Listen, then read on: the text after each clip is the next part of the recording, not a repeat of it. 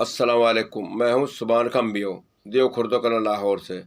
میرا درد انسانیت یوٹیوب چینل ہے۔ اس چینل پر غریب مظلوم عوام کی آواز بلند کی جاتی ہے۔ اسے لائک کریں، سبسکرائب کریں اور زیادہ سے زیادہ شیئر کریں۔ بیل آئیکن کے بٹن کو دبانا نہ بھولیں۔ اس چینل پر 2 بلاگ روزانہ بنائے جاتے ہیں۔ میرے قابل احترام پاکستانیوں، ہمارے ملک پاکستان میں جو بھی الیکشن ہوتے ہیں اور سیاسی پارٹیاں الیکشن لڑتی ہیں، یہ گوشوارے جمع کرواتے وقت کہتے ہیں کہ ہمارے پاس کچھ بھی نہیں ہے، اور یہ 10-10 کروڑ روپیہ یہ پارٹی فنڈ دیتے ہیں، پھر انہیں ٹکٹ ملتے ہیں۔ تو جہاں یہ حال ہوگا وہاں اس ملک کا کیا بنے گا؟ جس نے 10 کروڑ روپے رشوت دے کر ٹکٹ حاصل کرنی ہے، اس نے ملک کا کامیاب ہونے کے بعد کیا بنانا ہے؟ اور میرٹ پہ الیکشن تو ہوتے ہی نہیں۔ امریکہ کی منمانی چلتی ہے اور چلتی چلی آ رہی ہے، اور نبی کریم صلی اللہ علیہ وسلم کے عقیدے کو چھوڑ دیا ہے، جبکہ ہمارے ملک پاکستان میں الیکشن ڈیجیٹل ہونے چاہیے، مشینری کے ذریعے، جیسے وکلا کے الیکشن ہوتے ہیں، اور یہ ایسا فراڈ کا الزام پھر نہیں لگ سکتا، لیکن ایسے ہوتا نہیں۔ اور عوام جون سی وہ ضمنی الیکشنوں میں کم سے کم ووٹ ڈالنے گئی ہے، کیونکہ ضمنی الیکشن قوم کی تباہی ہے۔ الیکشن ایک ہی دفعہ ہونے چاہیے، اور وہ ہونے چاہیے ڈیجیٹل طریقے سے، کہ کمپیوٹر کے ذریعے۔ تو یہ دھوکہ ہمارے جو حکمران بنتے ہیں وہ خود ہی کرواتے ہیں۔ تو ہمارا ملک پاکستان دھوکے نے تباہ اور برباد کر دیا ہے۔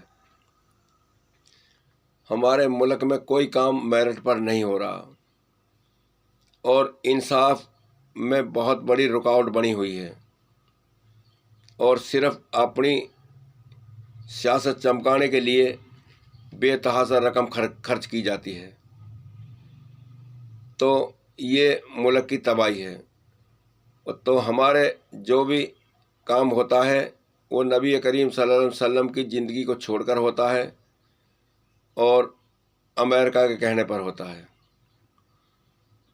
تو جو کچھ بھی ہوتا ہے وہ عوام کے ساتھ جرم ہی ہوتا چلا آ رہا ہے۔ اب جنہوں نے اتنی رقم دے کر کرسیاں حاصل کی ہیں، وہ عوام پر کیا رحم کھائے گا؟ تو اس ملک کو تو اس نے لوٹنا ہی ہے نا۔ تو اس سے بچنے کے لیے ہمارے ملک پاکستان میں علماء دین کے ادارے بنانے کے علاوہ کوئی چارہ نہیں ہے، کہ تاکہ ان حکمرانوں کی اور سیاستدانوں کی آخرت کی بہتری ہو جائے۔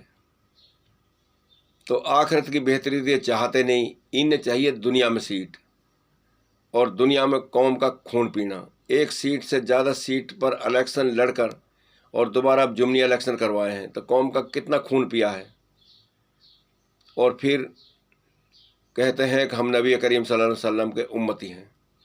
بھئی یہ نبی کریم صلی اللہ علیہ وسلم کے امتی نہیں ہیں، یہ گستاخ رسول ہیں، کیونکہ انہوں نے زندگی میں نبی کریم صلی اللہ علیہ وسلم کی زندگی اپنے جسم میں اپنائی نہیں۔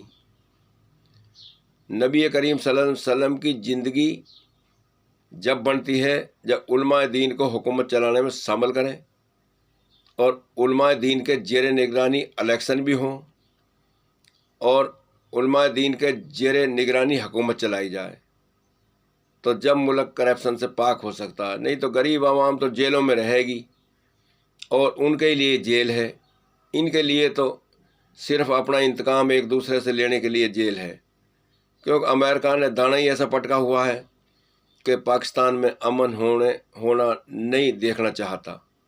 آج فلسطین کا حال دیکھ رہے ہیں، ان کا کوئی فکر نہیں ہے، کیونکہ وہ ان میں ہے نہیں، یہ نبی کریم صلی اللہ علیہ وسلم کی امت ہی نہیں ہے۔